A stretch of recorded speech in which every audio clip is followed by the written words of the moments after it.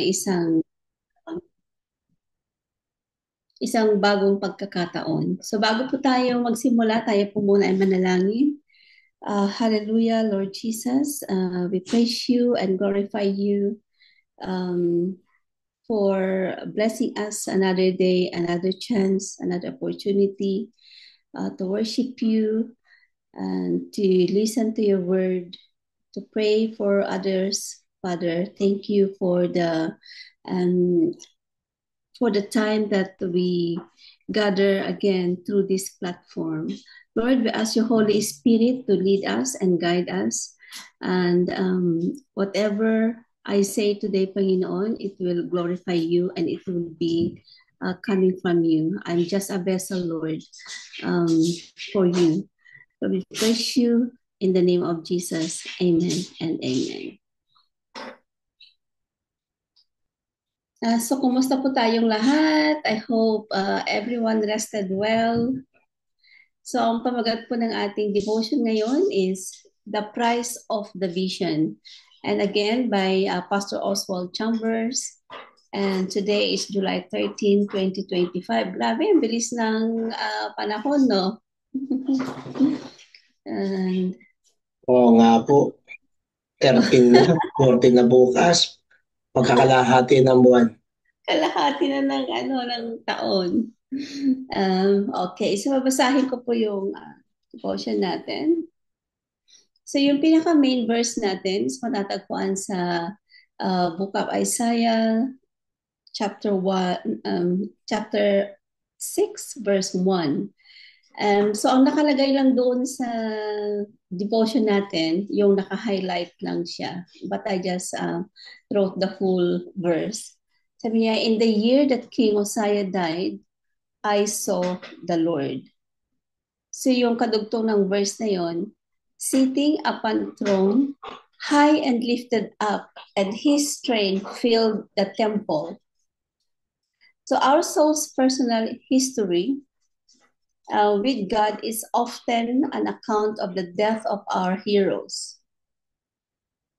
Over and over again, God has to remove our friends to put himself in their place, and that is when we falter, fail, and become discouraged. Let me think about this personally. When the person died who represented for me all that God was, did I give up on everything in life? Did I become ill or disheartened? Or did I do as Isaiah did and see the Lord? My vision of God is dependent upon the condition of my character. My character determines whether or not truth can even be revealed to me. Before I can say, I saw the Lord, there must be something in my character that transforms into the likeness of God. Until I am born again and really begin to see the kingdom of God, I only see from the perspective of my own biases. What I need is God's surgical procedure, his use of external circumstances to bring about internal purification. Your priorities must be God first, God second, and God third, until your life is continually face to face with God and no one else is taken into account whatsoever. Your prayer will then be, in all the world, there is no one but you, dear God. There is no one but you. So keep paying the price. Let God see that you are willing to live up the vision. And the wisdom from Pastor Oswald, beware of bartering the word of God for a more suitable conception of your own. So, purihin ulit ang Panginoon sa mensahe natin ngayon. Yan po yung ating devotion natin. So, we're just gonna go for the reflection. So in the year that King Uzziah died, I saw the Lord. So this is Prophet Isaiah talking. So Uzziah has been a strong, stable ruler for over 5 decades. So his passing marked the end of an era for Judah, an era or the time of prosperity and protection. But just as the earthly throne is left empty nung namatay si Isaiah, Isaiah is given a vision that lifts his eyes higher. He sees the Lord seated on his throne, exalted, majestic, and unshaken. Yeah. So nung namatay si King Uzziah, um, nagkaroon ng kalungkutan sa Judah kasi King Uzziah ruled the land so well. The land was so prosper, talagang naging rich ang land nila, but he died and on that time. So during that time, Isaiah got a vision. So siguro nalungkot siya dahil namatay si King Uzziah. So that is his vision that he saw. He saw the Lord sitting upon a throne high and lifted up, and his train filled the temple. Ayan, ganun. So times of transition often bring uncertainty. So may pagbabago. Usually, even in our personal life, kung may nabago sa atin, parang hindi siya ganun ka-ease. Times of transition often bring uncertainty. The death of a leader, which is King Uzziah, a shift in a family job, a family change, or even personal loss can leave us feeling vulnerable and unsteady. So yan po yung mga nangyayari pag mayroong mga kung may mga transition na nangyayari sa buhay natin. We are so uncertain. That's exactly where Isaiah finds himself in the year that King Uzziah died. Yan. Prophet Isaiah felt so lost and become so vulnerable. So nung that time na nagdadalamhati siya, nakita niya yung vision na yon. He saw the Lord. Uzziah had been a strong, stable ruler for over 5 decades. His passing marked the end of an era for Judah, a time of prosperity and protection. But just as the earthly throne is left empty, Isaiah is given a vision that lifts his eyes higher. He sees the Lord seated on his throne, exalted, majestic, and unshaken. So this moment is not just about a vision of heaven. It's a reminder of a reality. When human systems fail or falter, God's reign continues and uninterrupted. While nations rise and fall, while our circumstances change, while leadership passes, the King of Kings remains enthroned. So mabago man lahat dito sa buhay natin o dito sa mundo, the King is still the same. The King of Kings remains enthroned. Walang nababago sa Panginoon. The detail that the train of his robe filled the temple. So, yun yung isa sa vision nakita niya, di ba? Lifted up. And his train filled the temple. Sabi yung ganun. Is deeply symbolic. A king's robe represented honor and authority. And God's robe isn't just long. It fills the entire space. His glory cannot be contained. His presence is complete. His rule is total. So are we in a season of transition? Remember, God is still on the throne. He hasn't been dethroned by loss, change, or confusion. So kahit na ano pa ang mangyari sa buhay natin, there may kamatayan, may season of loss, maaring sickness, may ganyan.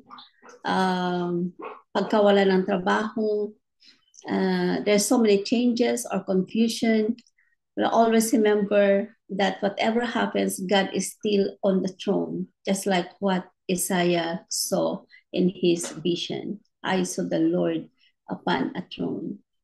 Is something in your life coming to an end? Whether it's a role, a relationship, or a season, know that God sees beyond what we can. His sovereignty stretches into the unknown. So basically, what he's saying is, ano man yung period o season sa buhay natin ngayon, God is always the same and we can always rely on Him.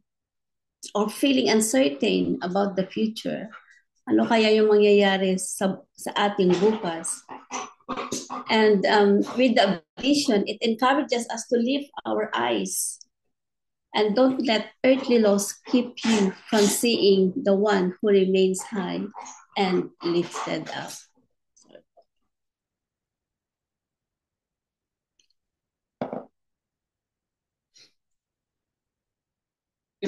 Sorry, it's really, really very warm here in the UK at the moment.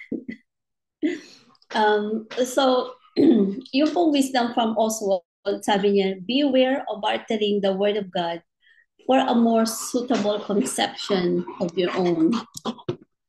So, ang bartering, the other word of bartering is replacing God's truth. So, there is a warning for us of bartering the word of God for a more suitable conception for our own, replacing God's truth with our own ideas, preferences, or cultural values. Yun po yung wisdom from Oswald. Was there a time in our life that we have replaced God's truth with our own ideas and preferences of our culture? Sometimes nowadays the Bible has been changed, right? Yung contents ng Bible nababago na. Kumbaga naka-pattern na doon sa cultural values ng mundo. So it's been allowed. Yung word of God has been twisted to suit our own preference. One of those is, sa mga example yun is, people would always say, God loves everyone, which is true, God loves everyone, but God doesn't love the sin itself. Pero natitwist yung issue na yun, natitwist siya. And with the word love, yung iba, okay lang na patuloy lang na magkasala because God loves them.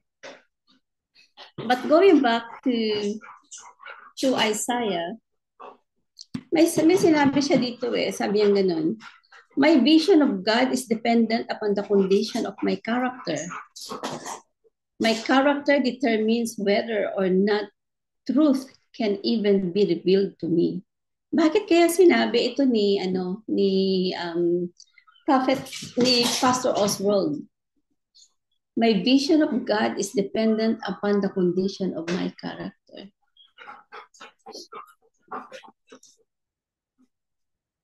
When I was meditating at this, bakit kaya sinabi niya na yung vision ko sa Panginoon is dependent on the condition of my character? Of course, if we don't have a relation to God, we don't know God, how can we have a vision of Him? Do you think God will reveal a vision to people who doesn't have a relationship with Him? Hindi po ba? Hindi. We cannot receive a person who doesn't have a relationship with God, accepted Jesus as the personal Savior, can never have a vision about God. Then my character determines whether or not the truth can even be revealed to me. So the vision is being given to the people of God, just like Prophet Isaiah is a prophet of God. That's why he received the vision of God. And then there is still another word here, Sabi niya ganun is, until I am born again and really begin to see the kingdom of God, I only see from the perspective, I can only see the perspective of my biases. So it says here, it's really very important that for us to see the vision or receive the vision from God, we need to be born again and really begin to see the kingdom of God. Otherwise, we cannot see the kingdom of God properly. Sabi niya, the perspective of my own biases. Sabi niya, nakikita ko lang in my own perspective. Baka nga imagination ko lang o gawa-gawa ko lang. Di ba? If I don't have, if I am not born again, maaring yung mga bagay-bagay na sinasabi ko is gawa-gawa ko lang. Pwede kong sabihin na, I see, nakita ko yung Lord. I saw the Lord. And this is what I saw. And people, pwedeng maano natin yun. That's why si Pastor Oswald doon sa Wisdom, sabi niya, beware of bartering the word of God. So in order for us to have the vision, we really have to be a born again, really, really born again. And then meron pang sinabi dito what I need is God's surgical procedure. His use of external circumstances to bring about internal purification. Parang para sa akin parang ang lalim to, but we can always pwede nating i-ano doon sa pagkamatay ni King Uzziah.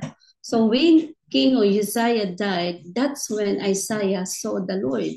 So kung siguro hindi pa namatay si King Uzziah, maaring Prophet Isaiah didn't see the Lord. Sabi niya dito, God uses external circumstances to bring about internal purification. So kailangan pa bang may mangyari sa atin? Di ba? Did we even experience that na minsan may naririnig tayo,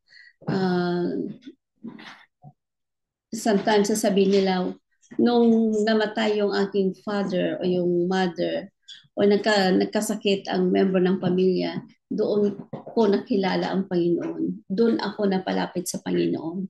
Minsan, naririnig natin yun. And here in our devotion, sabi talaga niya, His use of external circumstances to bring about internal purification. So, would that mean na pag may masamang nangyayari, is doon tayo nagkakaroon ng, doon tayo lalong napapalapit sa Panginoon?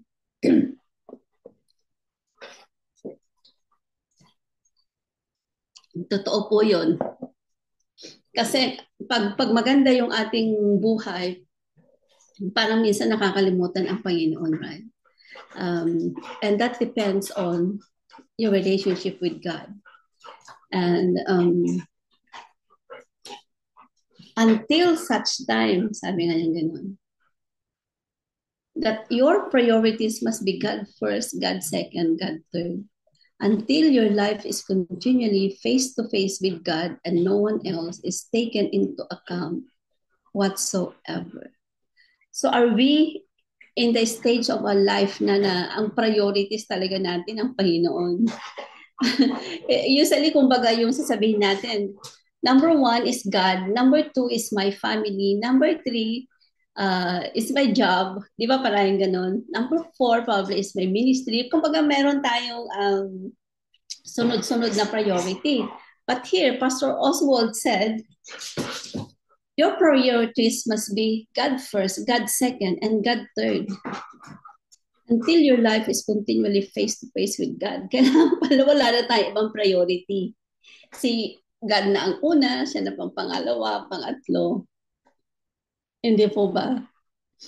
So it only means that, ano ba yun? Always in our life, in whatever situation we are into, whether we are in the good times or in the bad times, or kahit na ano pa, God first. Meron po ba tayo may mga experience na mga ganun? Uunahin natin ang Panginoon or uunahin muna natin ang pamilya. Hindi kailangan dalawin ko muna yung aking family. Probably, yung pinaka, ano siguro nito, yung pinaka mababaw na halimbawa is, we choose between um, going to church or visiting a family. Ano, probably may mga sitwasyon na ganun. Hindi, dadalaw muna ako sa hospital bago na lang muna ako mag-church. Mababaw siguro yun na halimbawa. Or remember, um,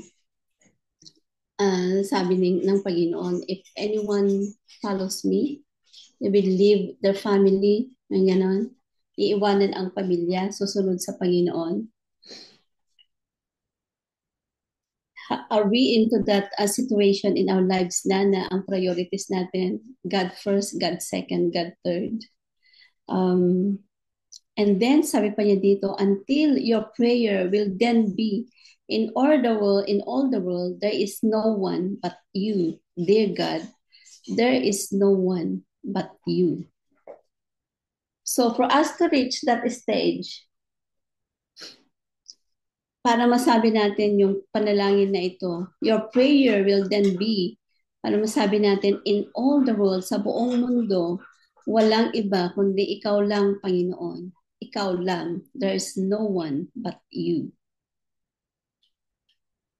So, kung hindi natin priority ang Panginoon, first, second, and third, or even fourth, we cannot say that prayer. In all the world, there is no one but you, dear God. There is no one but you.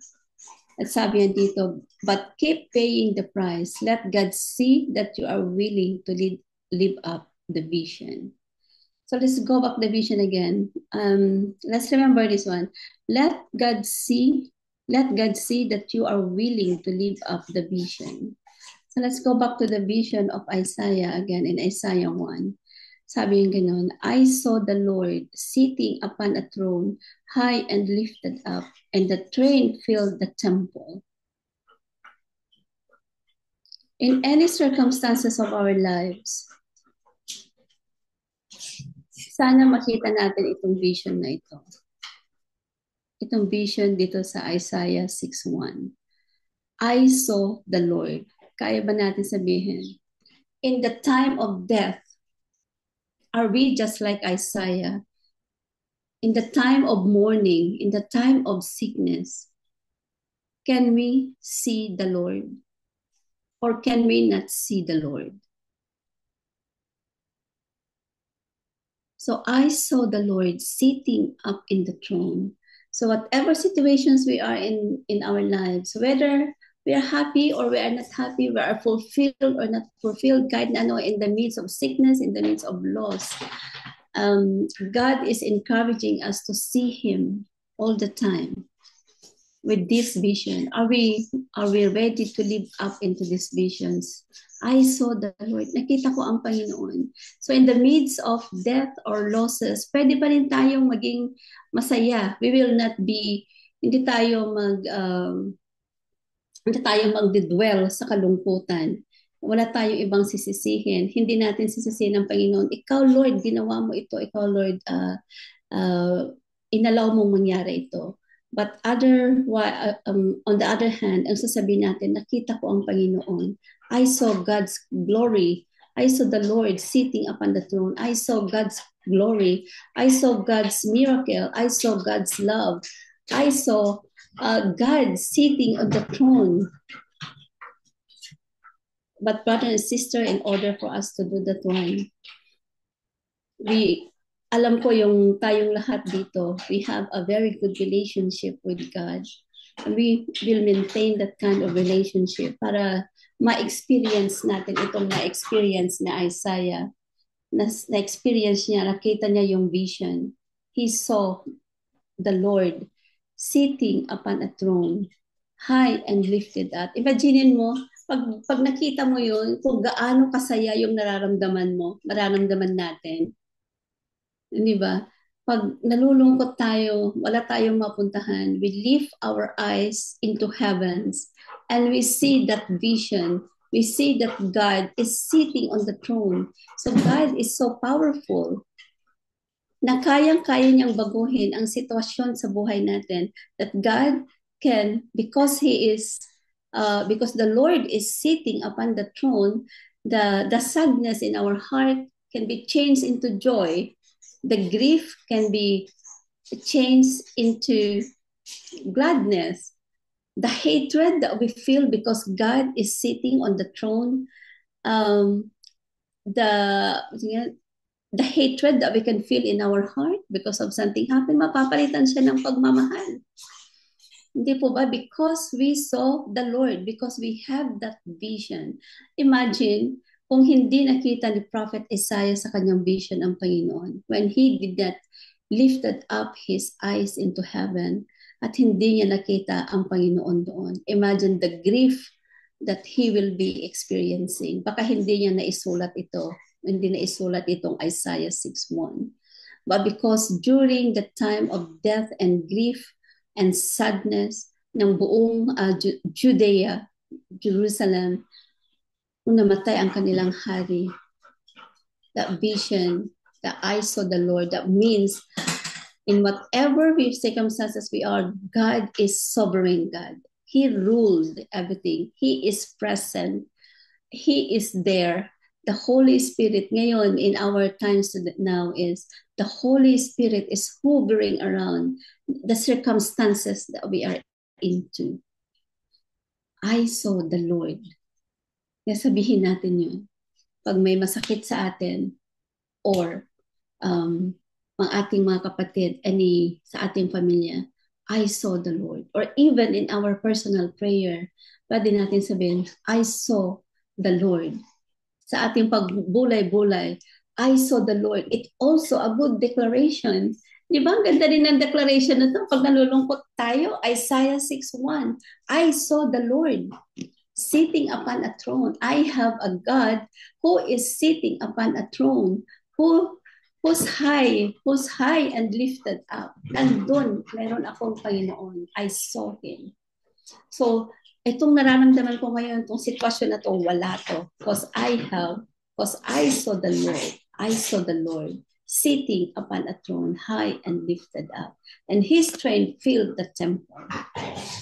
Ganda no? Ang ganda po ng declaration. Actually, ngayon lang pumasok sa akin na it is a very good declaration. I declare that I saw the Lord, therefore, you know, I declare that I saw the Lord, therefore, the situation that I'm in now will not last forever.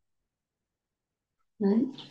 I saw the Lord, so therefore, yung uncertainty sa buhay ko will be certain because I saw the Lord. Because the Lord is sitting upon a throne. That's how we see how powerful God is. Parang ang ganda niya, I saw the Lord. Because I saw the Lord, the grief that I'm experiencing now will not last forever. I saw the Lord. I saw the Lord in your situation. Because I saw the Lord, I am able to be joyful. Because I saw the Lord, I am able to share God's word.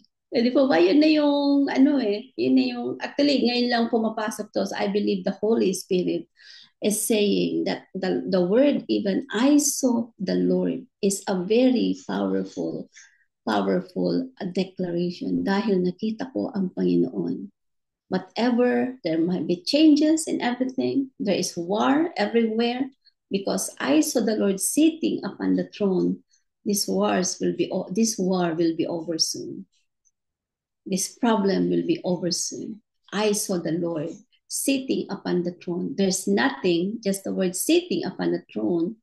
We have a high God, high and lifted upon His train, fill the temple. He covers everything.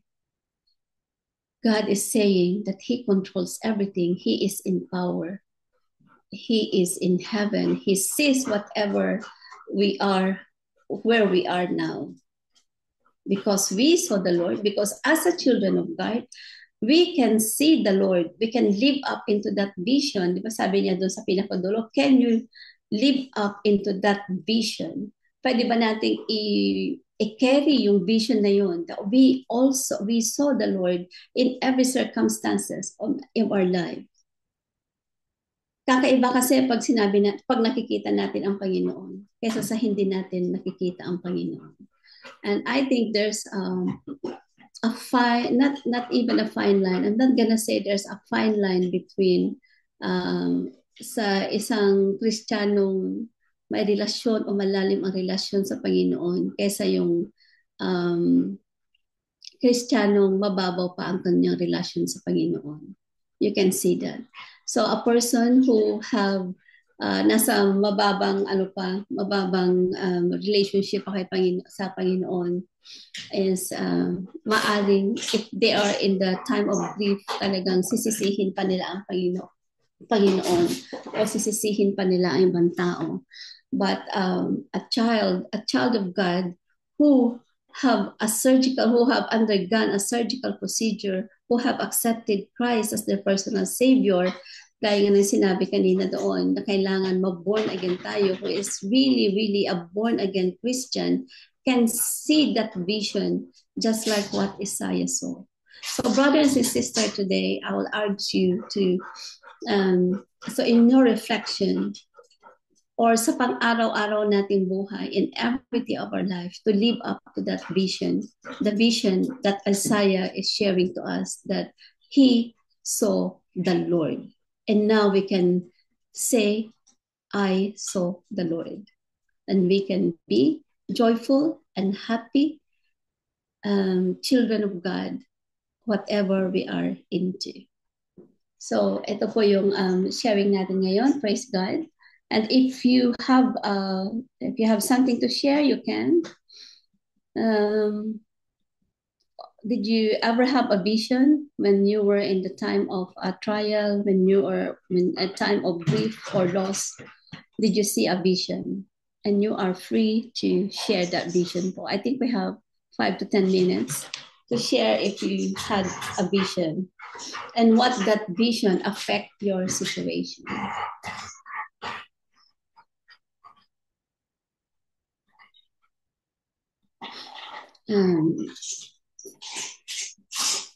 Otherwise, Pastor Rory, I'll give it back to you po. Maraming pong salamat sa Panginoon at sa mensahe sa araw nito. And tunay na sa ating bawat mga pangitain, a vision. May we see the vision that God, not our visions. May we see the true meaning of His word, not our own interpret.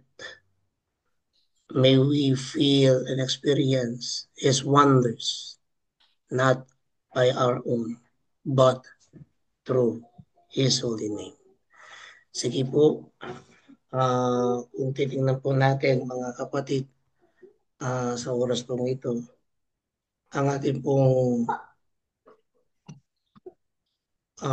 mensahe ay tunay na nagpapahayag po sa atin na ang Panginoon ay siya lamang dapat ang una hanggang katapusan.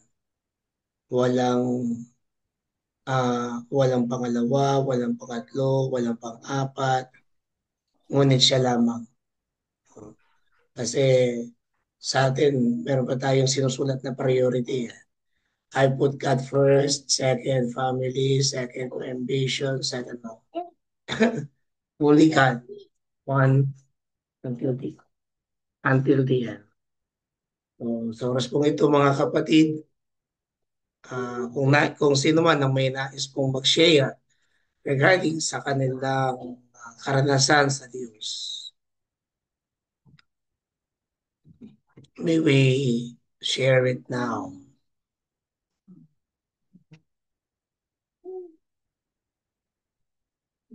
Ano ba po?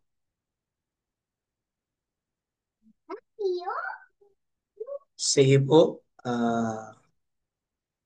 Kung mayroon po kayong nice i-share sa oras pong ito, ay pwede po nyo itaas o mag-unmute po kayo. And let us have our own, let us pray to God for all now the situation in our world. So there is 3 points. One, church and ministry. Second, healing. Pray for healing. Third, nation and government. Kung meron po kayong nais na ipanalangin, mga kapatid, just chat and then we will pray for it also. Regarding about the Master Church and Ministry, you can also, we will also pray for it today. And now the nation and the government. Kaya sa oras po ito mga kapatid, tayo po ay manalangin. But when the Spirit lead us, let us obey how to pray. Not our own, but His will. Not our will, but He will be done. Kaya sa oras po ito mga kapatid, tayo po ay sumandaling manalangin.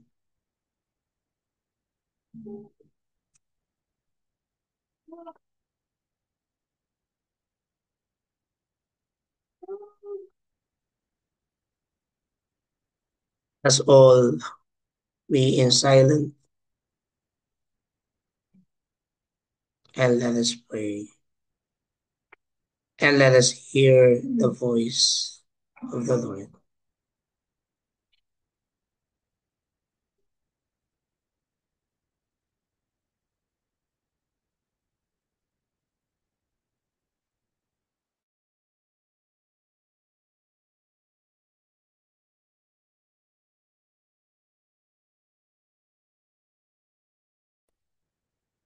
Yes, Lord Jesus, we pray to you this wonderful morning in UK and Europe. We are praying here. It's afternoon here in the Philippines, oh Lord. And we are grateful and thankful for the Sunday that we are together as you have promised us, even if we are 2 or 3 or how many, we are now worshiping you, thanking you for we're together, hearing, listening to your words through Sister Ruth, oh Lord. Thank you for that one message, oh Lord, that we were over to have a vision in our lives, oh Lord, that we may be able to remember you as our Christ and Savior. Lord Jesus, we are praying for all our brothers and sisters who are sick right now, who are infirm right now, in the name of Jesus Christ, our Savior and Healer. Touch each and every one of them, O Lord. Whatever sickness they have, O Lord, we know that you are the only healer that we will rely on, O Lord. You are the only one who can heal them, who can do the recovery for them, O Lord, that you will restore everything on them, O Lord, whatever infirmities they have or whatever ailments they have, O Lord. We know and we have faith and believe in you that you will touch each and every one of them, O Lord. You know each of them, O Lord. We are also praying for our Pastor Nicao, O Lord, that you will bless him and give him the fast recovery that he needs, O Lord. He is your servant, O Lord. So bless him, O Lord, that he may recover once and for all, that he may continue serving you and preaching your gospel, O Lord Jesus Christ. Lord Jesus, we thank you for Sister Ruth, for the message that she imparted on us, that she shared on us. Also, we pray for Pastor Rory, who is here with us, for Sister Rona, Sister Ophelia, and for those people who were not able to attend, O Lord. Bless them, O Lord. You know the schedule, O Lord, that they may be in their own services right now because it's Sunday today, O Lord. That's why give each and every one of us right now that we will be parting today temporarily, and we will be meeting again in your own time, O Lord. Trust this in the name of Jesus Christ, our Lord and Savior and Master. Amen. Amen. Let's continue to pray for the church and ministry. Ate Ruth, can you lead us for that prayer? Yes, hallelujah, Lord Jesus. Our Heavenly Father, thank you, Panginoon, sa napakagandang mensahe mo sa amin. That we see you for the vision that you have given us in the world, each and every one of us, Panginoon. At this moment, we pray for your church and ministries, Panginoon. We pray for all your churches around the world. We pray for the pastors, the leaders, and bigyan mo sila, Panginoon, ng mas malakas pa ng pananampalataya sa inyo. Despite, Panginoon, na may mga persecutions na nangyayari, may they feel you and see you, Panginoon, in the midst of persecution and hardship. Alam natin, Panginoon, that it's not easy in this world. It's not easy to be a missionary, to be a worker because of the persecutions that na pinagdadaanan. But because of you, Father, kayo po ay nagbibigay ng kalakasan sa bawat isa sa kanila. Huwag mo silang papabayaan, Panginoon. Lord, we pray for your mission here in United Kingdom, the GMC here. Lord, we know that it is your work. Lahat ng plano mo, Panginoon, para maipalawak ang inyong kaharian dito sa lugar na ito sa United Kingdom. We pray for the upcoming encounter camp 2025. That's going to be soon, Lord. Lahat ng mga tao na gagamitin mo doon, ang mga speakers, Reverend Luther, Pastor Bidame, Pastor Rory, at marami pa, Panginoon. At ang mga tao na dadalhin mo sa lugar na iyon, may we encounter you in there. Lord, sa iyo lamang kami lumalapit. Alam namin na mahal mo ang iyong church. You are the one who established it. Mahal na mahal mo ang inyong mga manggagawa. Mahal na mahal mo ang inyong lahat ng inyong mga nilikha, Panginoon. And we are so blessed and happy, Panginoon, that we have you. We have you as our God sitting on high on the throne, who is the most powerful one, who is in control of everything. Panginoon, dumating man ang kahirapan sa buhay ng inyong manggagawa, sa anumang paraan, Panginoon, may there be a sickness in them, personal problem. Nawa, Panginoon, kayo po ang patuloy na magpalakas sa lahat ng mga taong ginagamit mo, Panginoon. At sana magkaroon pa ng mas marami pa natutugon sa inyong tawag para maipalawak ang iyong mission sa buong mundo. Lord, we can only trust you everything. Our knowledge, the strength, it's very limited, but you are the most powerful one. And we commit to you everything, Lord. In the mighty name of Jesus, amen and amen. Amen. Let us continue to pray for the nation and the government. Ate Ophelia, are you available po? Yes, Pastor Rory. For the nation and the government. Thank you. Okay, let us pray. Father God, we continue, Lord, to pray for our nations, Lord. Nations all over the world. Lord, you see it. You see as well, Lord, is happening around us. We entrust in you, Lord. You're the only one that we can trust of what's happening around, Lord. Thank you for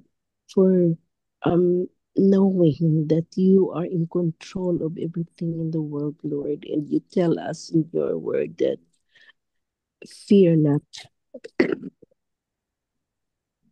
Sorry, sir. I have overcome the world. as Jesus said in his word, Lord, he has overcome the world.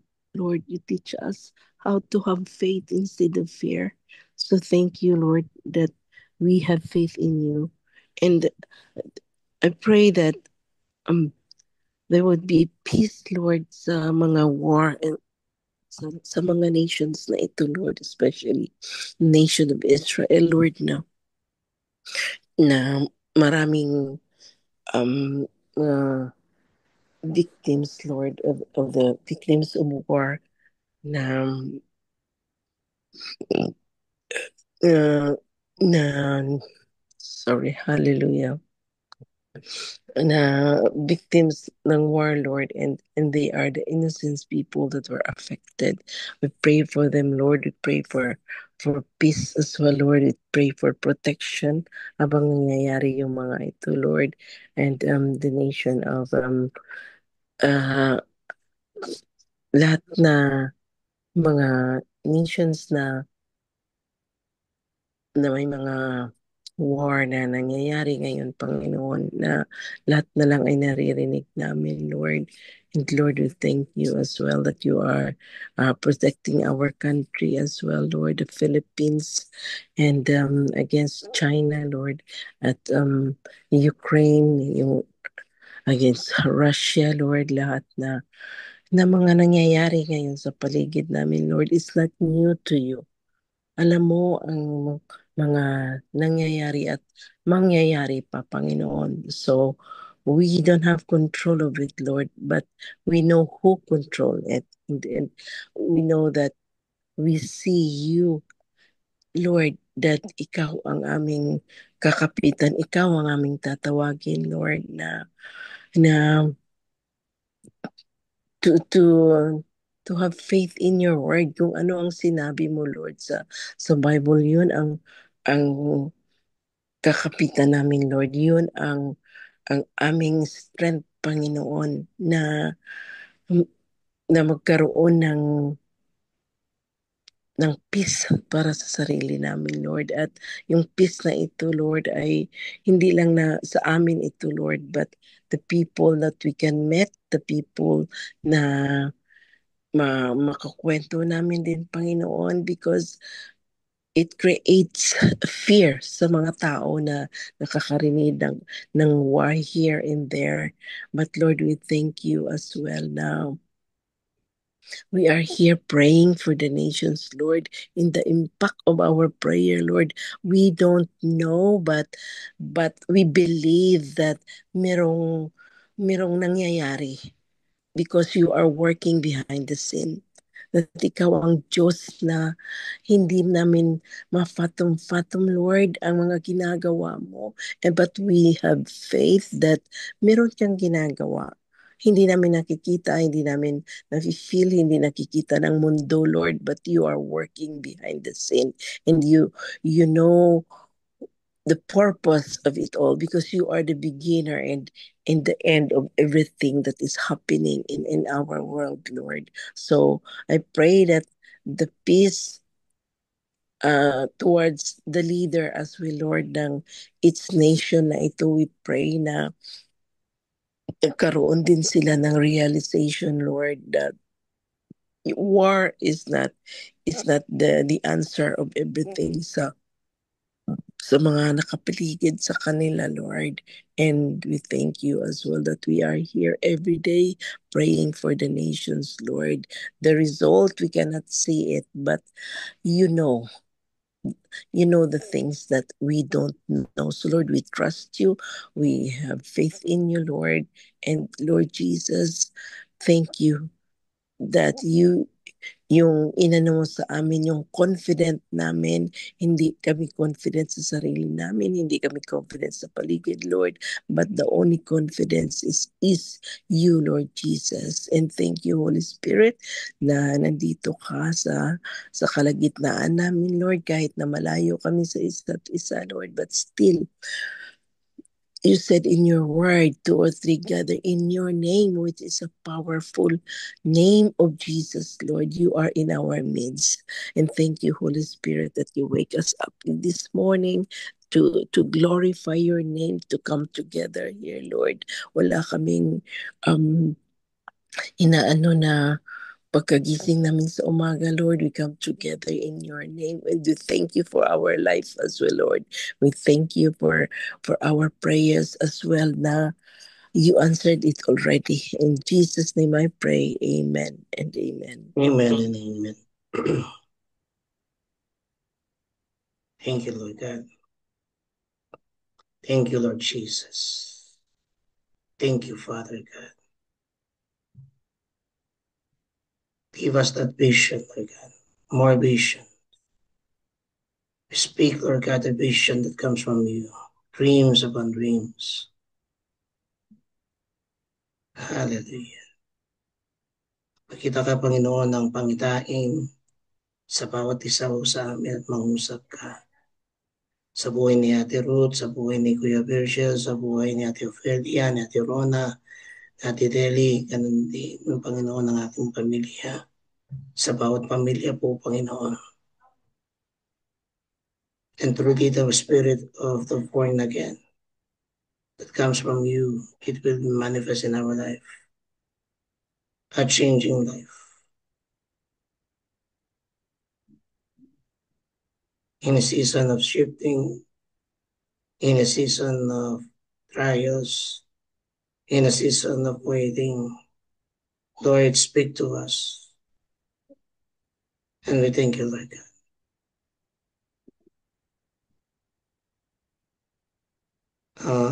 Mga kapatid,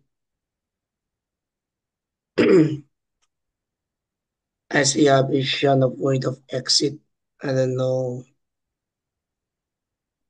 why God is giving this word, especially in your daily basis, yung ginagawa mo araw-araw. God said you need to go out on that situation. And I see a vision of mountains that you are climbing on, but there is a light on that above. God is your strength. God is your courage. God is with you always. Because the victory is belong to the Lord. The victories belong to the Lord. The battles belong to the Lord. Again, I see a forest. And this forest you're walking on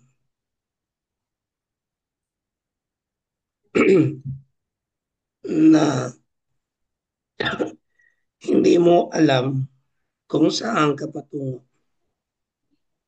kung ano yung lalakarin mo. But God's showing you the light. And He said, follow that light. And you will exit on that forest. Always remember, God be reminded sa iyong buhay ay siya yung kasama mo. Kaya patuloy na tayo ay magpuri sa Panginoon. Patuloy na tayo ay umalangin sa Diyos. God is removing you on that place. But God wants you to be more obedience and follow Him. Hallelujah. Thank you, Lord God, for the vision. Thank you, Lord God, for your word. And may God continue to bless us. Hallelujah, Lord. Pupurihin ka namin, dadakilain na luwalhatiin. Salamat muli sa iyong pangungusap. Salamat, Panginoon, sa inyong kabutihan ng iyong pagmamahal. Salamat po, Panginoon, sapagkat ikaw lamang ang aming talagang kailangan. At ikaw ang higit sa lahat. Pagpalain ninyo ang bawat isa sa amin. Pagpalain mo, Panginoon, at patuloy na ang apoy ng inyong banal na Espiritu, ang iyong presensya, Panginoon, ang siyang maramdaman at kumilos sa aming buong kalagitnaan. Salamat, Panginoon, ang iba ay tapos na sa kanilang pananambahan at patuloy na nagdiriwang ng mga anibersaryo kagaya ng New Horizon. Bless them, O Lord God. Ang launching na nagaganap o magaganap sa araw po ng 14, O Diyos, sa Angeles, Pampanga, ang inyong gawain sa bawat pananambahan dito sa Europa, ganun din, O Diyos, sa UK. Dalangin namin, Panginoon, kayo ang siyang kumilos. Patuloy na pagpalain mo ang bawat mong inyong mga gawain, O Diyos. May mga fellowship man, may mga gathering pa. We ask and we pray and we declare healing, covering, and your manifestation, O Lord God. Bless Ate Ruth. Bless, Lord God, the ministry that you put sa kanilang buhay at sa bawat isa. Pagpalain mo ang kanyang trabaho. Pagpalain mo, Panginoon, ang kanyang anak. Pagpalain mo ang kanyang buong pamilya. Pagpalain mo rin, Panginoon, kaming naririto sa platform na ito ng Daybreak Global. Let your double anointing and portion of blessing be upon us all. And we thank you. We glorify you. In Jesus' name we pray. Amen. Brothers and sisters in Christ, receive the benediction of our God the Father, the Son, and the Holy Spirit. For his love endures forever. For his saving grace, we will experience it. For he is with us, and nothing will against us. For the power, for the authority has given us to the power of the Holy Spirit. Because God, our Christ, our Lord, is saving us, redeeming us for his love, now and forever. And every child of God will say, Amen and Amen. Amen, amen, amen. Thank you, everyone. Amen. Thank you, Sister Maraming Ruth. po salamat sa inyo pong lahat. Shalom. Shalom po. So tomorrow, ang maglilid po sa atin ay si Kuya Virgil. Iyan ko na po yung ating pong PowerPoint para at least may guide po tayo.